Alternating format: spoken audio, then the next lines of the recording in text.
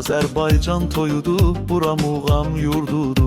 Yanıq kərəm havası, tarın sazın simləri, damarları oynatandı qədim bir yurt havası. Oğlanlar bir tərəfdə, Qızlar bir tərəfdədir. Mənim işim yaman çoxdur. Bugün toydu, mənim ürəyim boşdu. Təhəccür etmə dostum, bəzənirlər gözələ. Subay çoxdur, sən dur gəl. Bəzənib düzənib şəhər, uzaqdıdır axı şəhər. Şən toyda çox gözəl, çox gözəldir bizim toy. xoş gəlibdi qonaqlar, bütün subay olanlar. İndi toydu, bəlkə deyim, bir oynayım sonra deyim. O bu qızdı, o yat qızdı, ya uzaqda ya qonşuda. İllər boyu gözlədiyim, bəlkə bugün mənlə toyda.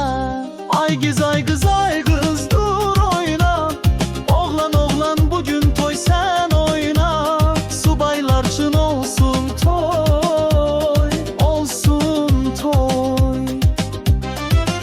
Çox utan gözəl qızlar, həm inçəsi həm şıltağı, gözləri də gülümsəyən, həm utancaq bizim qızlar. Görən kimə ürək verim, üşüyür çox ruhum deyim. Gah o yanda gah bu yanda, çox gözəllər var həyatda.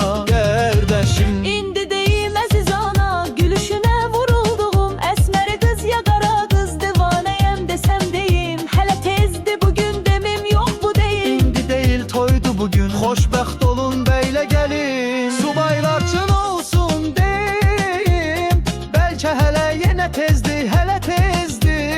Qaqam deyim, hə çox sevən gördüm özüm. Çox da sevən gözəl gördüm.